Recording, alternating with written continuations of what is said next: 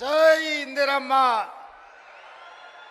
గట్టిగా ఈరోజు శ్రీమతి ఇందిరాగాంధీ గారి జయంతి.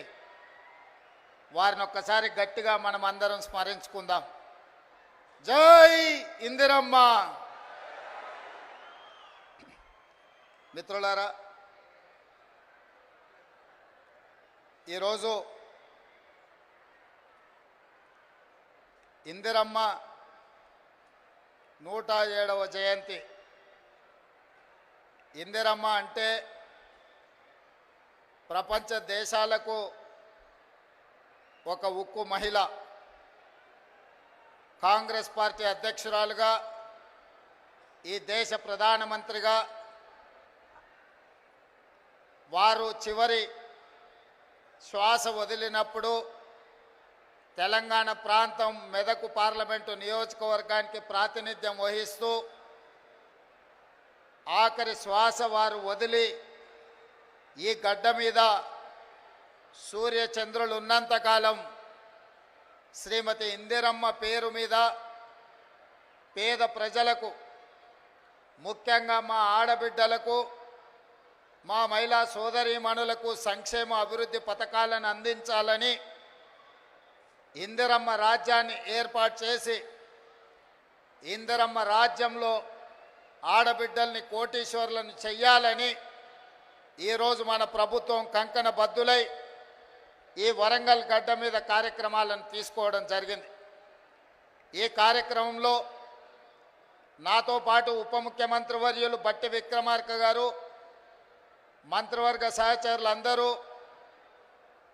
పార్లమెంట్ సభ్యులు, శాసన మండలి సభ్యులు, శాసనసభ్యులు, ప్రభుత్వ సలహాదారులు, ఉన్నతాధికారులు, పార్టీ నాయకులు, పిసిసి అధ్యక్షులు, ప్రాణ సమానులైన 33 జిల్లాల నుంచి తరలి వచ్చిన మా ఆడబిడ్డలందరికీ కూడా హృదయపూర్వకంగా నేను నమస్కారాలు తెలియజేస్తున్నా. ఈ కార్యక్రమం మా ఆడబిడ్డలకే అంకితం. ఎందుకంటే ఈనాడు నేను తెలంగాణ రాష్ట్ర ముఖ్యమంత్రిగా అయినా,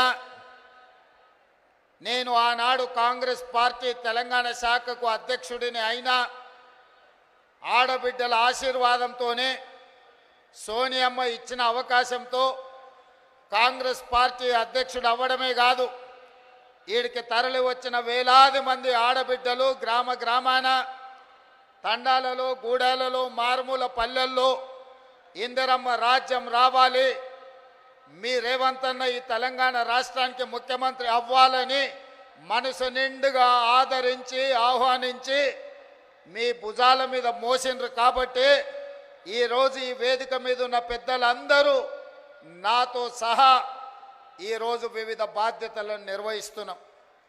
మరి వివిధ బాధ్యతలను నిర్వహిస్తున్న మేము మీ ఆశీర్వాదంతో అవకాశం వస్తే మీకు కృతజ్ఞత తెలుపుకునే బాధ్యత, ఆడబిడ్డలకు అన్ని అవకాశాలు అందించాల్సిన బాధ్యత ఈరోజు మా పార్టీ మీద, మా ప్రభుత్వం మీద ఉన్నది. అందుకే ఆనాడు 2014 నుంచి 2019 వరకు ఆనాటి ముఖ్యమంత్రి చంద్రశేఖరరావు గారు మంత్రివర్గంలో ఒక్క ఆడబిడ్డ కూడా మంత్రిగా లేకపోయినా 5 సంవత్సరాలు మౌనంగా ఉన్న ఆడబిడ్డలు ఆ తర్వాత ఇచ్చిన తీర్పుతో మొదటి మంత్రివర్గంలోనే మీ అభిమాన నాయకురాలు శ్రీమతి కొండా సురేఖ గారు, మా సోదరీమణి సీతక్కను ఈరోజు మంత్రివర్గంలో ఈ ఓరుగల్లు గడ్డ మీద నుంచే ఈ ఆడబిడ్డలను మంత్రివర్గంలో ప్రముఖ స్థానం ఇచ్చి ఈనాటి ఈ సభా నాయకత్వాన్ని కూడా ఆ ఆడబిడ్డల చేతుల్లోనే పెట్టడం జరిగింది. ఇదే కాదు, వరంగల్ పార్లమెంటు నుంచి కూడా డాక్టర్ కడియం కావ్యను ఈరోజు పార్లమెంటు సభ్యురాలుగా ఈ తెలంగాణ రాష్ట్రం నుంచి పార్లమెంటులో గలం విప్పుతుందంటే ఒక ఆడబిడ్డ ఈరోజు వరంగల్ ప్రాంతం నుంచి పార్లమెంటుకు ప్రాతినిధ్యం వహిస్తుంది.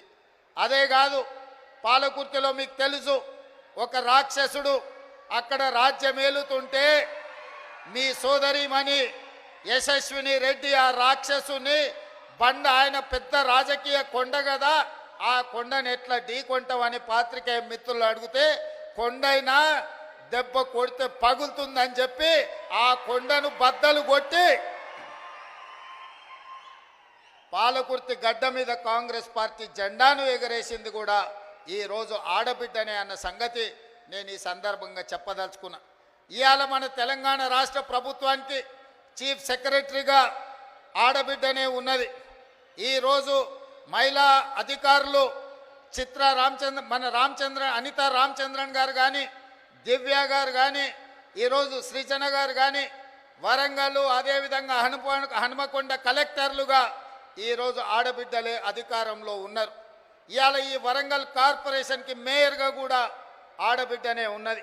ఇలా చెప్పుకుంటూ వెళ్తే ఈరోజు ఇందిరమ్మ జయంతి సందర్భంగా ఈ వేదిక మొత్తం వేదిక మీదనే కాదు, వేదిక ముందు కూడా వేలాది మంది ఆడబిడ్డలే ఇది ఆడబిడ్డల రాజ్యం అని ధైర్యంగా చెప్పుకునే అవకాశం ఈ ప్రభుత్వం మాది, మా అధికారం నడుస్తుంది అని ఆడబిడ్డలు గుండె ధైర్యంతో మాట్లాడే అవకాశం ఇవాళ ఇక్కడికి వచ్చింది.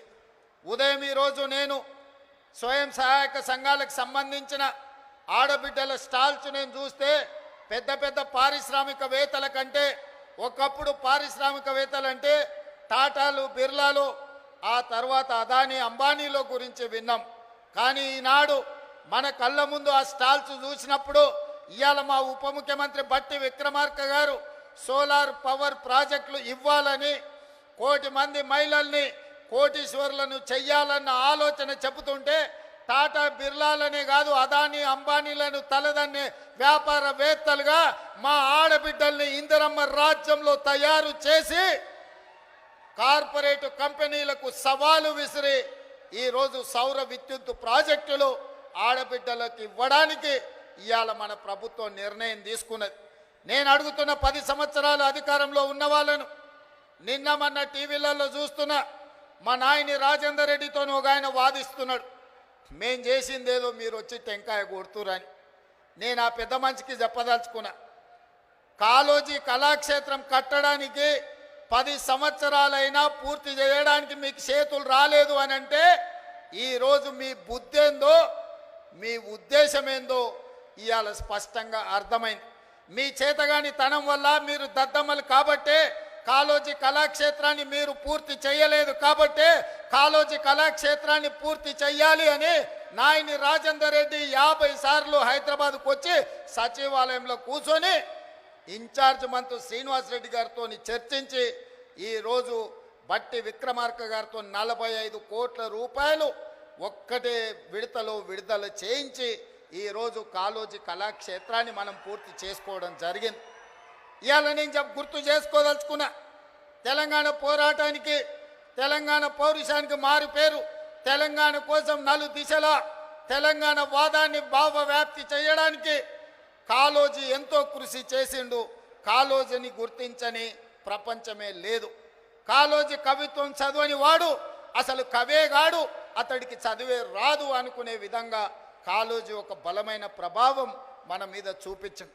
అలాంటి కాళోజీ కళాక్షేత్రాన్ని 10 సంవత్సరాలైనా ఆనాటి ప్రభుత్వంలో ఉన్న పెద్దలు పూర్తి చేయకపోతే వచ్చిన తర్వాత నా బాధ్యతగా భావించి ఏ కాళోజీ స్ఫూర్తిగా ఇదే ప్రాంగణంలో రైతు సంఘర్షణ సభను ఏర్పాటు చేసి రైతు డిక్లరేషన్ రాహుల్ గాంధీ గారితో చేపించిన తర్వాత తెలంగాణలో కాంగ్రెస్ పార్టీ స్థితిగతులు మారినాయి.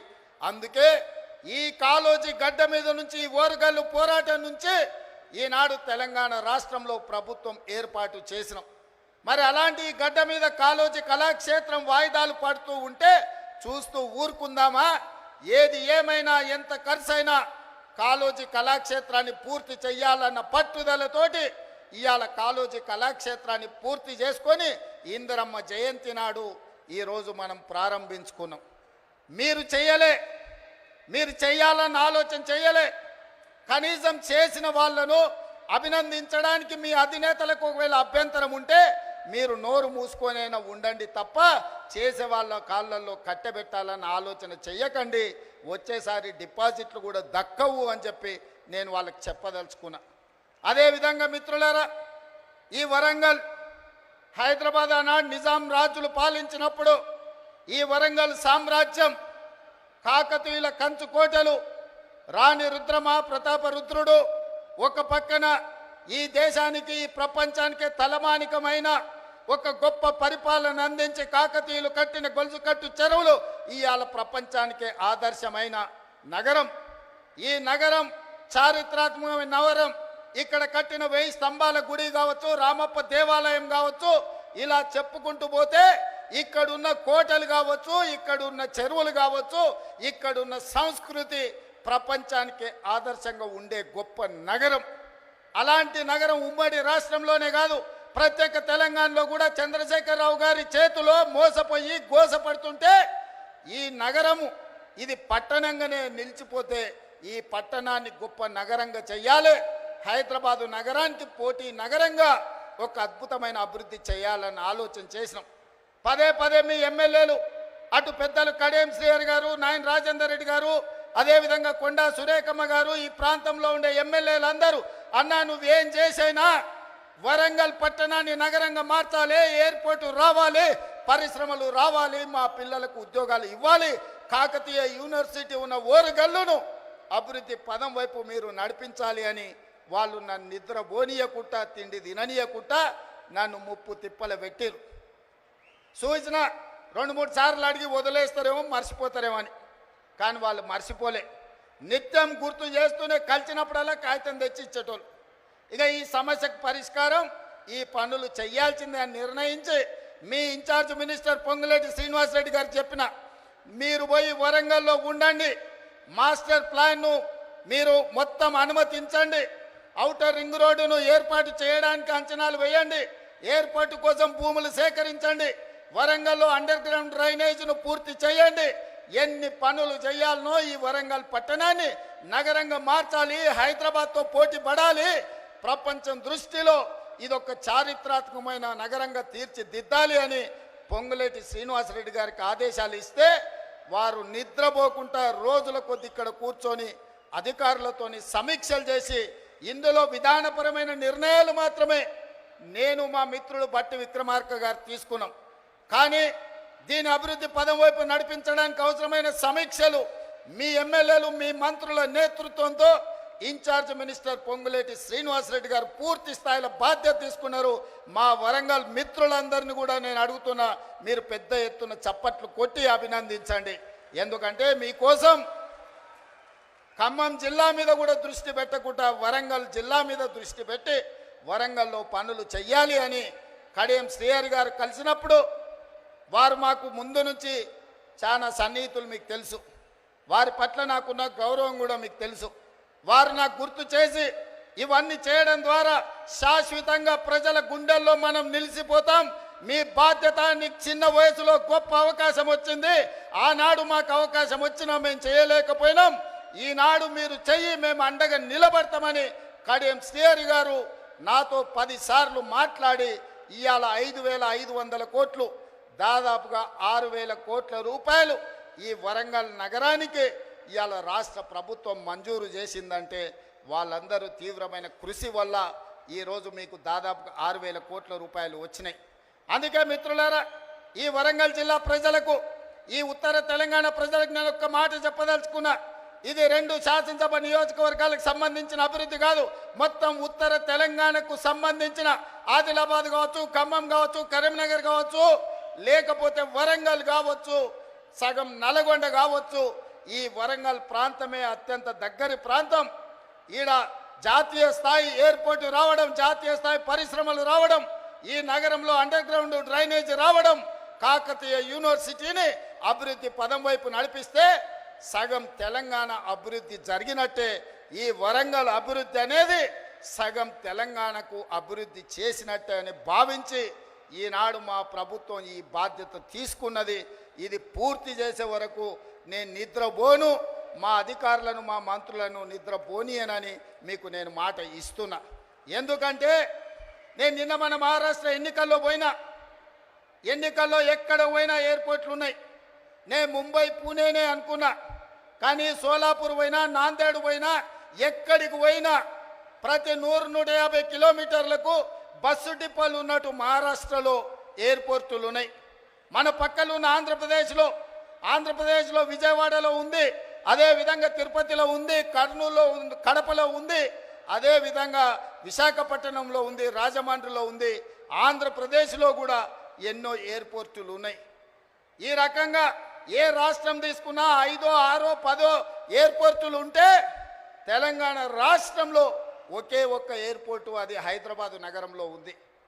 అందుకే నేను అడుగుతున్నా, ఈ వేదిక మీద నుంచి కేంద్ర ప్రభుత్వాన్ని ఇక్కడికి వచ్చిన మా తెలంగాణ ప్రజల్ని, మనకెందుకు ఉండకూడదు?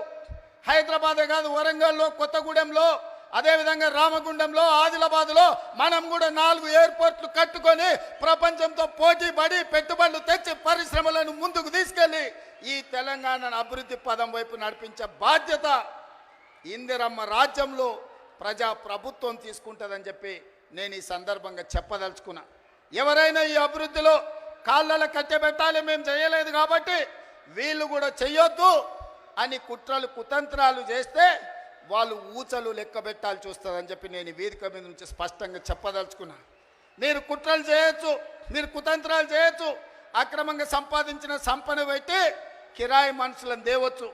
ఏమి చేసినా ఓ రోజు ఎనుకో ఓ రోజు ముందో మీరు పన్నుతున్న కుట్రల్ని గుర్తిస్తాం, అందరిని బొక్కలో పెడతాం, ఊచలు లెక్క పెట్టిస్తా అని చెప్పి నేను ఈ వేదిక మీద నుంచి స్పష్టంగా చెప్పదలుచుకున్నా. ఇవాళ ఒకడొకడు మాట్లాడుతున్నాడు. ఒక ఆయన పెద్ద మనిషి మన వచ్చి అన్నాడు, 10 నెలలనే తెలంగాణ ప్రజలు ఏం కోల్పోయారో వాళ్ళకి తెలిసిందని. ఏం కోల్పోయినరా? మా ఆడబిడ్డలకి ఇవాళ స్వేచ్ఛ వచ్చింది 10 ఏళ్ళ తర్వాత. సంఘాలలో ముందుకు వచ్చిండ్రు. మేము ఇవాళ ఆడబిడ్డల్ని కోటీశ్వరులను చేయాలనుకున్నాం. దాదాపుగా ఈ సంవత్సరంలో 34,000 కోట్ల రూపాయలు సంఘాలకు సహకారం అందించాలని ఇవాళ మేము అనుకున్నాం. ఆడబిడ్డలకు అదాని అంబానీలకే పరిమితమైన సోలార్ పవర్ ప్రాజెక్టులు ఇవాళ మా ఆడబిడ్డలకు మహిళా సంఘాలకు ఇచ్చి వాళ్ళని పారిశ్రామికవేత్తలను చేసి కోటీశ్వరులను చేయాలనుకున్నాం. ఇవాళ ఇదే కాదు, మా ఆడబిడ్డల అమ్మగారింటికి పోవాలన్నా, దైవ దర్శనానికి పోవాలన్నా ఇంటి ఆయనని అడిగితే దసరా కడితే దీపావళి అనేటోడు, దీపావళికి అడిగితే సంక్రాంతి అనేటోడు, సంక్రాంతికి అంటే ఉగాది అనేటోడు, ఉగాదికి అడిగితే ఈ సంవత్సరం ఎందుకులే అనేటోడు. కానీ ఇవాళ ఈడ వేలాది మంది మా ఆడబిడ్డలు వచ్చారు. అక్క ఎవరైనా బస్సు ఎక్కితే ఒక్క పైసా ఎవరైనా అడుగుతుర్రా? ఇవాళ ఈ తెలంగాణ రాష్ట్రంలో 1,10,00,000 మంది ఆడబిడ్డలు 3,700 కోట్ల రూపాయలు 11 నెలల మా పొన్నం ప్రభాకర్ గారి మంత్రివర్గంలో ఆడబిడ్డలకు ఉచిత బస్సు ప్రయాణానికి ఖర్చు పెట్టి ఈరోజు మా ఆడబిడ్డలు స్వేచ్ఛగా ఇంటైన పనికి వచ్చే లోప అమ్మగారింటికి పోయి అమ్మని చూసి వెనక్కి వచ్చేటంత వెసులుబాటు ఈరోజు మన ప్రభుత్వంలో వచ్చింది. ఇవాళ అట్లా అదే కాదు, రూపాయి కూడబెడితే మోడీ వచ్చి ఎత్తుకపోతున్నాడు. 12 నూరులు సిలిండర్ అయింది. ఆయనలో సోనియమ్మ ఆడబిడ్డల కట్టెల పొయ్యి కష్టాలు, కన్నీళ్ళ పొగతో ఊపిరితిత్తుల్లో పోయి క్యాన్సర్ వచ్చి చచ్చిపోతుంటే ఆడబిడ్డలకు సిలిండర్ గ్యాస్ పోయి ఇచ్చి 400 రూపాయలకే సోనియమ్మ సిలిండర్ ఇచ్చింది. మోడీ వచ్చి 1200 చేసింది. మరి ఆడబిడ్డల కష్టాలు చూసి ఇవాళ ఆడబిడ్డలకు 500 రూపాయలకే ఉత్తమ్ కుమార్ రెడ్డి గారి మంత్రివర్గంలో ఆడబిడ్డలకు 500 రూపాయలకి ఇవాళ మనం సిలిండర్ ఇస్తున్నాం. ఈ దేశంలో ఎక్కడైనా 500 రూపాయలకు బీజేపీ ప్రభుత్వం సిలిండర్ ఇస్తుందా? ఒక్కసారి ఆలోచన చేయండి అని నేను అడుగుతున్నా. ఇదే కాదు, నేను కానీ బట్టి గారు కానీ పాదయాత్ర చేసేటప్పుడు చాలామంది పేదలు వచ్చి మీరు వ్యవసాయానికి 24 గంటల ఉచిత విద్యుత్ ఇస్తున్నారు, బాగానే ఉంది, కానీ మాకు భూమి లేదు, మేము ఇంట్లో ఫ్యాన్ వేసుకున్నా, ఫ్రిడ్జ్ పెట్టుకున్నా, టీవీ చూసినా మా కరెంటు బిల్లు పేలిపోతుంది, 2,000 కట్టాల్సి వస్తుందని మా దృష్టికి తెచ్చారు. అందుకే ఆలోచన చేసినాం, సోనియమ్మ అనుమతి తీసుకున్నాం. మల్లికార్జున ఖర్గే గారి ఆదేశాలతోని ఇవాళ ప్రతి పేదవాడి ఇంట్లో 200 యూనిట్లు ఉచితంగా 50 లక్షల కుటుంబాలకు 200 యూనిట్లు ఉచితంగా కరెంట్ ఇస్తున్న ప్రభుత్వం ఈ దేశంలోనే తెలంగాణ రాష్ట్రంలో ఉందన్న సంగతి ఇవాళ నేను చెప్పదలుచుకున్నా. ఆ పైసలు కూడా మా ఆడబిడ్డలకు మిగులుతున్నాయి. మా అక్కలందరికీ తెలుసు, ఇంటాయన చేతిలో నగదు ఉంటే బెల్ట్ షాప్ పోతాయి, మా ఆడబిడ్డల దగ్గర నగదు ఉంటే పిల్లలు బడిపోతారు. అవునా అక్క? ముందలంతా మా వాళ్ళు కూర్చున్నారా, వెనకాల అక్కల్ని అడగకుండా మీరంతా అడ్డం కూర్చుంటే ఎట్లనే? ఇవాళ నగదు ఇంటాయన చేతులుంటే ఊర్లో మంచినీళ్ళు దొరికినా దొరకకపోయినా కేసీఆర్ తెలిసిన బెల్ట్ షాప్ దగ్గర పోతుంది ఆ నగదు. కానీ మన ప్రభుత్వంలో కరెంటు బిల్లులతో మిగిలిన నగదు, అదేవిధంగా సిలిండర్లు మిగిలిన నగదు ఈరోజు సంఘాలకు నగదు జీరో వడ్డీతో ఇచ్చిన నగదు మా ఆడబిడ్డల దగ్గరుంటే మా ఆడబిడ్డల నగదుతోని తమ బిడ్డల్ని బడికి పంపించి ప్రయోజకుల్ని చేస్తుండ్రు. ఇవాళ వాళ్ళ చేతిలో వెసులుబాటు ఉండాలి, ఆడబిడ్డ చేతిలో పెత్తనం ఉండాలి అని ఇవాళ మేము కోరుకుంటున్నాం. కేసీఆర్ ఏమో ఆడబిడ్డలకు పెత్తనం వస్తే తాగుబోతోళ్ళు ఉండరు, తాగుబోతోళ్ళు లేకపోతే ఆయన సంఘాన్ని కోల్పోతా అని ఆయన అనుకుంటున్నాడు. ఎందుకంటే ఈ రాష్ట్రంలో తాగుబోతుల సంఘానికి ఏకగ్రీవ అధ్యక్షుడు ఎవడని ఉన్నాడా అంటే ఆయన కేసీఆర్. ఈ వేదిక మీద నిఖత్ జరీన్ ఉన్నది, ఆ అమ్మాయి బాక్సింగ్కు ఛాంపియన్. ఈషా సింగ్ ఉన్నది, ఆ అమ్మాయి స్పోర్ట్స్కు ఛాంపియన్. అదేవిధంగా దీప్తి అని వరంగల్ నుంచి పారామెడికల్లో కాంస్య పథకం తెస్తే ఈరోజు ప్రభుత్వ ఉద్యోగం ఇచ్చినాం. వాళ్ళందరూ క్రీడలకు, సానియా మిర్జా టెన్నిస్కు బ్రాండ్ అంబాసిడర్. ఇట్లా చెప్పుకుంటూ పోతే ఒక్కొక్కరు ఒక్క బ్రాండ్కు అంబాసిడర్లు. కానీ మన కేసీఆర్ దేనికి బ్రాండ్కి అంబాసిడర్ అయ్యా? ఫుల్కో ఆఫ్కో బ్రాండ్ అంబాసిడర్ ఆయన. అందుకే ఈ రాష్ట్రాన్ని మొత్తం ఒక తాగుబోతుల సమూహంగా మార్చి ఊర్లూరులో బెల్ట్ షాపులు తెచ్చి మందులని మనుషుల్ని మందులో మత్తులో ముంచి ఆలోచన చెయ్యకుండా చేసి అధికారంలో కూర్చోవాలి అనుకున్నాడు. కానీ తెలివిగల తెలంగాణ ప్రజలు తేరుకున్నారు, దిమ్మ తిరిగే జవాబు ఇచ్చిండ్రు. ఇవాళ ఆయన అంటున్నాడు ఏం కోల్పోయినరో తెలిసిందని. ఏం కోల్పోలేదు కేసీఆర్ గారు, మీరు ఆ ఫామ్ హౌజుల్నే ఉండండి, కావాలంటే వైన్ షాప్ ఆయనకు చెప్తా, కావాల్సినప్పుడల్లా సీసాలు నీకు అందిస్తూనే ఉంటాడు. ఆ బిల్లు కూడా నువ్వు కట్టకు, మా వాళ్ళు కడతారు, మా పిల్లలు కడతారు. నీ ఇంట్లో 4 పదవులు కోల్పోయారు తప్ప తెలంగాణ సమాజం ఏం కోల్పోలే. నీ నౌకరి పోతే తెలంగాణ నిరుద్యోగ యువకులకు, నీ తండ్రి కొడుకుల నౌకరి ఊడగొడితే తెలంగాణ నిరుద్యోగ యువకులకు 10 నెలల 50,000 ఉద్యోగాలు ఇచ్చిన ప్రభుత్వం ఈ దేశంలో ఏదైనా ఉంది అంటే అది ఇందిరమ్మ ప్రభుత్వం.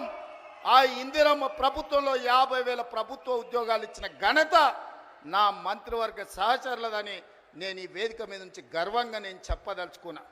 అదేవిధంగా ఇవాళ నీ కొడుకు నీది నౌకరి ఊడగొడితే ఇవాళ 23 లక్షల రైతు కుటుంబాలకు 25 రోజుల్లో మా భట్టి గారి చేతుల మీద 18,000 కోట్ల రూపాయల రైతు రుణమాఫీ చేసిన రాష్ట్రం ఈ దేశంలో ఉందంటే అది నా తెలంగాణ, నా ప్రభుత్వం, నా సహచర మంత్రివర్గ సభ్యుల సహకారంతో రైతులకు ఈరోజు 18,000 కోట్ల రూపాయల రుణమాఫీ చేసినాం. ఇంకా కొంతమందికి రావాలి, నాకు తెలుసు. అక్కడక్కడ ఇంకా కొంతమందికి తప్పులతోనో ఖాతాల నెంబర్లు సరిగ్గా లేకనో చిన్న చిన్న కారణాల చేత ఇంకా కొంచెం బకాయి ఉంది. 100% ఈ వేదిక మీద నుంచి ఆనాడు భద్రకాళి సాక్షిగా ఈ వరంగల్ గడ్డ మీద నుంచి చెప్పిన 15 ఆగస్టు లోపల 2 లక్షల రుణమాఫీ చేస్తా అన్నా, సమ్మక్క సారలమ్మ సాక్షిగా ఇలా చెప్పిన 18,000 కోట్ల రూపాయలు భద్రకాళి సాక్షిగా, సమ్మక్క సారలక్క సాక్షిగా 15 ఆగస్టు లోపల రైతుల ఖాతాలు వేసిన. ఇవాళ కూడా నేను మాట ఇస్తున్నా, ఈ వరంగల్ గడ్డ మీద నుంచి మాట ఇస్తే తల తెగిపడ్డా మడమ తిప్పకుండా ముందు నిలబడే లక్షణమున్న కాంగ్రెస్ పార్టీ కార్యకర్తను అందరి రైతులకు రుణమాఫీ చేసే బాధ్యత నాది. మీ ఖాతాలు సవరించుకోండి, మీ ఖాతాలలో ఉన్న తప్పులను సరిదిద్దుకోండి. మీ అందరికీ రుణమాఫీ చేసే బాధ్యత మా ప్రభుత్వం తీసుకుంటుంది. ఎవడో తప్పుడు మాటలు చెప్తే నమ్మకండి, మీకు అండగా నిలబడతా. 10 ఏళ్లలో వాళ్ళు చెయ్యండి, 1,00,000 రూపాయలు చేస్తామని 10 ఏళ్లలో 4 విడతలని ఎవరికి చేసిండ్రో అసెంబ్లీలో చర్చ పెడదాం. రమ్మను బిల్లారంగా ఎవరు వస్తారో చర్చకు. కానీ 10 నెలల మన ప్రభుత్వం చేస్తే 10 ఏళ్ళు వాళ్ళు చేయలేని పని మనం చేసినాము. అభినందించడానికి నోరు రాకపోయింది, కానీ రోజు కాళ్ళలో కట్టెబెట్టాలని కట్టెలు తీసుకొని తిరుగుతారు బిల్లారంగలు ఇద్దరు. ఇట్లాంటి పరిస్థితుల్లో ఈ రాష్ట్రంలో ఆర్థికంగా వాళ్ళు చేసిన అప్పులు 7 లక్షల కోట్లు. ఇవాళ ఈ రాష్ట్రంలో ప్రతి నెల వస్తున్న ఆదాయం, పాత్రికేయ మిత్రులారా రాసుకోండి, ప్రతి నెల ఈరోజు తెలంగాణ రాష్ట్రంలో వస్తున్న ఆదాయం 18,500 కోట్లు. ఈ 18,500 కోట్లలో 6,500 కోట్లు దాదాపుగా ప్రభుత్వ ఉద్యోగులకు జీతాలు పెన్షన్ల కింద పోతున్నాయి. ఇంకొక 6,500 కోట్లు కేసీఆర్ చేసిన 7 లక్షల కోట్లకు అప్పు మిత్తి కింద కట్టడానికి పోతున్నాయి. ఈ 13,000 కోట్లు జీతభత్యాలకు కేసీఆర్ మన నెత్తి మీద మోపిన అప్పుకు ఇవాళ పోతే మిగిలిన 5,500 కోట్లు ప్రతి నెల ఆదాయం ఉంటే ఎన్నో రకాల ఇబ్బందులను ఎదుర్కొని కడుపు కట్టుకొని అవినీతిని నిర్మూలించి రూపాయి కూడబెట్టి ఇవాళ రైతు రుణమాఫీ చేస్తే మమ్మల్ని అభినందించడానికి నీ మనసు లేదు, కానీ ఈరోజు మమ్మల్ని శాపనార్థాలు పెట్టే ప్రయత్నం చేస్తున్నారు. అందుకే ఇవాళ కేసీఆర్ బాధపడుతుండు. ఎందుకంటే రైతులకు రుణమాఫీ రేవంత్ రెడ్డి చేసే కదా, ఇంకా నాకేం మిగులుతుంది సిప్పనే. ఒరేసుకుంటే అన్నాడు ఉరి అన్నాడు, అవునా? ఒరేసుకుంటే ఉరేసుకున్నట్టే అని కేసీఆర్ ముఖ్యమంత్రిగా మాట్లాడిండా లేదా? అలాంటి చంద్రశేఖర్ రావు ఆయన 150 ఎకరాలు ఫామ్ హౌస్లో ఒరేసుకుంటే ఆ వివరాలన్నీ బయటపెట్టి బండారం బయటపెట్టి బండకేసాయల్లో కొట్టిన. ఇవాళ బాజాబ్తా తెలంగాణ సమాజం 66 లక్షల ఎకరాలల్లా 1,53,00,000 మెట్రిక్ టన్నుల వరి ధాన్యాన్ని స్వతంత్రం వచ్చినప్పటి నుంచి ఈ రోజు వరకు ఏ రాష్ట్రం, ఉమ్మడి రాష్ట్రం ఆంధ్రప్రదేశ్లో కూడా 23 జిల్లాలు ఉన్నప్పుడు కూడా ఇంత పంట రాలే. ప్రపంచ రికార్డు ఇవాళ తెలంగాణ రాష్ట్రం 66 లక్షల ఎకరాలలో 1,53,00,000 మెట్రిక్ టన్నుల వరి ధాన్యాన్ని పండిస్తే ఎంఎస్పి ఇవ్వడమే కాదు, సన్న వడ్లకు 500 రూపాయల బోనస్ ఇచ్చి కొంటున్న రాష్ట్రం ఈ దేశంలోనే తెలంగాణ రాష్ట్రం ఉంది. రైతులను ఆదుకున్న ప్రభుత్వం ఇందిరమ్మ రాజ్యంలో ప్రజా ప్రభుత్వం అని నేను చెప్పదలుచుకున్నా. ఇవన్నీ కోల్పోయిన టాన్ కేసీఆర్ని అడుగుతున్నా, నీ దుఃఖమేందో నీ బాధ ఏందో నువ్వు చెప్పింది నిజమైతే రా, అసెంబ్లీలోకి రా, చర్చ పెడదాం, తారీఖు నిర్ణయించు. చంద్రశేఖరరావు ఏ రోజు చెప్తావో ఏ సమయం చెప్తావో ఆ రోజు అసెంబ్లీ పెడతా, రా. నువ్వు ఓడితే ఇంట్లో పోయి బంతవా? రాహుల్ గాంధీని చూసి సిగ్గు తెచ్చుకో. 3 సార్లు ఓడిపోయినా ప్రతిపక్షం ఉండి కన్యాకుమారి నుంచి కశ్మీర్ వరకు 150 రోజులు 4,000 కిలోమీటర్లు మండు టెండల్లో మంచు కొండలో పాదయాత్ర చేసి ప్రజలకు అందుబాటులో ఉన్నోడు అంటే బాధ్యతాయుతమైన ప్రతిపక్ష నాయకుడు. అధికారంలో ఉంటే దోసుకుంటా, ప్రతిపక్షంలో ఉంటే ఫామ్ హౌస్లో వండుకుంటా. ఇదా నీ విధానం? నిజంగానే ప్రజలు కష్టాలలో ఉంటే ఫామ్ హౌస్లో గాడిద పండ్లు దొంగతున్నావా? రా, ప్రజల్లోకి వచ్చి మాట్లాడు. ప్రతిపక్షంగా ఏం సూచన చేస్తావో చెయ్యి ప్రభుత్వానికి. మేము వినడానికి సిద్ధంగా ఉన్నాం. నువ్వు లేవనెత్తిన అంశాలు సహేతుకమైనవైతే సరిదిద్దడానికి సిద్ధంగా ఉన్నాం. నువ్వు రావు. ఆ చిల్లరగాళ్ళని ఇద్దరు ఊరి మీదకి వదిలిండి, అచ్చోసిన ఆంబోతులాక. ఊర్లలో దేవుళ్ళకి వదులుతారుగా దున్నపోతులని తెలుసు కదా, అది 7 చేనుల మేసి వచ్చినా ఏమనం. దేవరకు వదులుతాం కదా అచ్చోసిన వాటిని, దేవరకు వదిలే ఓ రోజు బలి ఇస్తారు.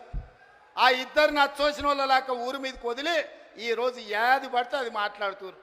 ఏమన్నా అర్థం పర్థం ఉందా? ఒక్కసారి ఆలోచన చేయండి మిత్రులారా. ఇంకా ఆ పక్కన లావు మనగాళ్ళు లడాయిపోతే వెనకాల 3 నూకుడు మనగాళ్ళంట. ఆయన కిషన్ రెడ్డి అనట, ఆయన ఇంకొక ఆయన ఉన్నాడు. కేటీఆర్ ముందు రోజు మాట్లాడతాడు, రెండో రోజు కిషన్ రెడ్డి మాట్లాడతాడు. మనం గుజరాత్లో Sabarmati river development front Modi గారు అభివృద్ధి చేస్తే సపోర్ట్ కొడతాడు. మా మోడీ చూడు గుజరాత్లో గొప్పగా చేసిండని. కానీ అదే Musi river development front Hyderabad నగరంలో ప్రపంచానికి ఆదర్శంగా ఉండేట్టుగా మనం చేద్దామంటే వద్దు, నేను అడ్డం పడుకుంటా అంటాడు. నేనన్నా నువ్వు మోడీ గులాంవా, గుజరాత్ గులాంవా, ఎందుకు అడ్డం పడుతున్నావని. సిగ్గు లేకుండా నేను మోడీ గులాంని అంటుండు. ఆయన నన్ను అంటుండు సోనియమ్మకు నువ్వు గులాంవా అని. నేను ఒక్క మాట ఈ వేదిక మీద నుంచి స్పష్టంగా చెప్పదలుచుకున్నా.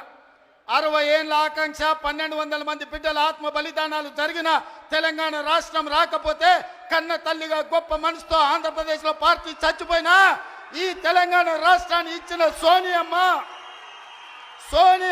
మా అమ్మ, సోనియమ్మ మా అమ్మ, మా 4 కోట్ల తెలంగాణ బిడ్డలకు కన్న తల్లి. ఆమెకు ఊడిగం కాదు, ఆమె కాళ్ళు గడిగి ఆ నీళ్లు నెత్తి మీద చల్లుకున్నా అది తక్కువనే అవుతుంది. కిషన్ రెడ్డి, ఇప్పటికైనా నీ పాపాలు కడుక్కోవడానికి రా. సోనియమ్మ కాళ్ళు గడిగి మన ఇద్దరం నెత్తి మీద చల్లుకుంటే మోడీకి ఊడిగం చేసినందుకు కొంతైనా నీకు ప్రక్షాళన జరుగుద్ది అంటున్నా. పార్లమెంటులో నిటారుగా నిలబడి ఈ దేశ ప్రధానమంత్రి నరేంద్ర మోడీ తెలంగాణ రాష్ట్రాన్ని సోనియమ్మ పార్లమెంటు తలుపులు బంద్ చేసి దుర్మార్గమైన పని చేసి తల్లిని చంపి పిల్లని బతికించింది. తెలంగాణ రాష్ట్ర ఏర్పాటునే అపహాస్యం చేసిన నరేంద్ర మోడీ తెలంగాణ ద్రోహి. అలాంటి తెలంగాణ ద్రోహికి నువ్వు బానిసవై గులామువై నువ్వు గుజరాత్ పోతే నువ్వు గుజరాత్ పోయి గార్దులను కాసుకో కిషన్ రెడ్డి. ఈ తెలంగాణలో ఒక్క నిమిషం కూడా నీకు ఉండడానికి అర్హత లేదని నేను చెప్పదలుచుకున్నా. ఇన్ని రోజులు నువ్వు అంటే గౌరవ మర్యాద ఉండే, అందుకే మాట్లాడేటప్పుడు ఆచితూచి మాట్లాడేటోని కిషన్ రెడ్డి గురించి. కానీ కిషన్ రెడ్డి మీద ఉన్న గౌరవం నాకు 100% పోయింది. తెలంగాణ రాష్ట్ర ఏర్పాటుని వ్యతిరేకించి తెలంగాణ రాష్ట్ర పౌరుషాన్ని అవమానించిన నరేంద్ర మోడీకి నువ్వు గులాంగా మారినవంటే నువ్వు తెలంగాణ బతకడానికి అర్హత కోల్పోయినవు కిషన్ రెడ్డి. తట్టపెట్ట సర్దుకొని నడువు గుజరాత్కు, నువ్వు ఆన్ని పోయి గులాంగిరి చేసుకో. నేను మళ్ళొక్కసారి చెప్పదలుచుకున్నా, సోనియమ్మ కనికరం వల్ల, సోనియమ్మ త్యాగం వల్ల 60 సంవత్సరాల మా తెలంగాణ రాష్ట్ర స్వప్నం నిజమైంది. ఇవాళ సోనియమ్మకి ఎంత చేసినా తక్కువే. ఆ సోనియమ్మ కాళ్ళు గడిగి నెత్తి మీద చల్లుకోవడానికి మేమందరం సిద్ధంగా ఉన్నాం. ఇది అవమానంగా కాదు, ఆత్మ గౌరవంగా మేము భావిస్తున్నాం కిషన్ రెడ్డి. ఆ తల్లే లేకపోతే ఈ తెలంగాణ రాష్ట్రమే లేదు. ఈ తెలంగాణ రాష్ట్రంలో ఆత్మ గౌరవంతో ఇంత వేలాది మంది మనం సభ జరుపుకునేటోళ్ళం కాదు కిషన్ రెడ్డి. ఇప్పటికైనా తెలుసుకో, ఉద్యోగం మోడీ ఇచ్చిండు అనుకుంటున్నామేం, నీకు ఉద్యోగం ఇచ్చింది సికింద్రాబాద్ ప్రజలు.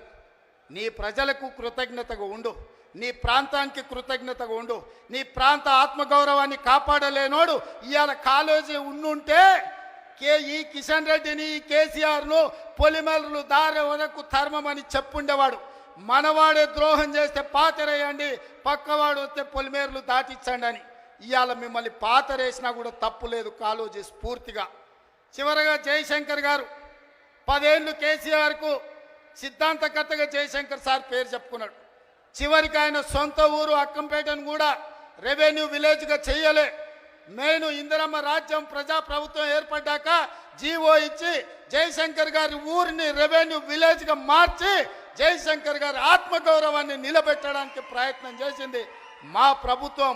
ఇదా తెలంగాణ కోల్పోయింది? చంద్రశేఖరరావు, నేను నిన్ను అడుగుతున్నా, ఆడబిడ్డలకు ఉచిత బస్సు ఇస్తే తెలంగాణ కోల్పోయిందా? ఆర్టీసీ డ్రైవర్లతో ఇందిరా పార్క్ దగ్గర ధర్నా చేపిస్తావా? నీ కొడుకు ఆవారగాన్ని ఆడికి పంపించి వాడు కాక్యాంగ్ చేసుకుంటాడు. వాడు రామారావా నాకు అర్థం కాలే.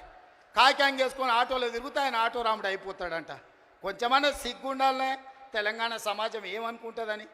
ఇంత సిగ్గుసేరని తప్పిపోతారా 10 నెలలకే? ఇట్లాంటి నేను ఎవరిని చూడలే. ఇవాళ అందుకే ఈ వేదిక మీద నుంచి మీరిచ్చిన ప్రభుత్వం ప్రజాప్రభుత్వం ఇందిరమ్మ రాజ్యంలో పేదల సంక్షేమం కోసం పనిచేస్తున్నాం. ఏ గడ్డ మీద నుంచి పోరాటం మొదలుపెట్టినామో అదే గడ్డ మీద సంవత్సరం పూర్తి చేసుకున్న సందర్భంగా ఈ వరంగల్ పట్టణాన్ని నగరంగా మార్చి హైదరాబాద్తో పోటీ పడే విధంగా అభివృద్ధి చేయాలన్న ఆలోచనతోటి ఇవాళ మీకు నిధులను ఇవ్వడమే కాదు, మీ గడ్డ మీదనే మొట్టమొదటి ఉత్సవం జరుపుకున్నాం. ఈ ఉత్సవానికి వచ్చిన వాళ్ళే కాదు, తెలంగాణ నలుమూలలు ఉన్నోళ్ళందరినీ కూడా ఆశీర్వదించండి. ఇంకా 4 సంవత్సరాలు కడుపు కట్టుకొని రోజుకు 18 గంటలు, ఒక్క గంట, ఒక్క నిమిషం కూడా సెలవు తీసుకోకుండా మీకోసం పనిచేస్తా. ఆఖరి శ్వాస వరకు, చివరి రక్త పొట్టు వరకు ఈ 4 కోట్ల తెలంగాణ బిడ్డల కోసమే నేను అంకితమై కేసీఆర్ అనే మొక్కను మళ్ళీ మొలవని అని తెలంగాణ రాష్ట్రంలో రాసి పెట్టుకోండి. చెప్పిన నాడు ఓడిస్తాని, ఓడించిన పార్లమెంటులో గుండు 0 అని చెప్పిన గుండు 0 తెచ్చిన. ఇవాళ నీ పార్టీని మళ్ళీ మొలకెత్తని ఇయ్యనని ఈ వరంగల్ గడ్డ మీద నుంచే చెప్తున్న కేసీఆర్, కాసుకో, చూద్దాం ఏందో మా కార్యకర్తల పౌరుషమో, నీ తాగుబోతు విధానాలు, కుట్రలు, కుతంత్రాలు తేల్చుకుందాం. నువ్వు అనుకుంటున్నావేమో మౌనంగా ఫామ్ హౌస్లో వండుకుంటే నీ సంగతి నాకు తెలియదని. నీ ముందు తెలుసు, నీ వెనక తెలుసు, నీ ఉపాయం తెలుసు, నీ ఉబలాటము తెలుసు. అన్నిటికీ కుక్క కాటుకు చెప్పు దెబ్బ అనే మందు నా దగ్గర సిద్ధంగా ఉంది. తప్పకుండా నీకు పెడతా.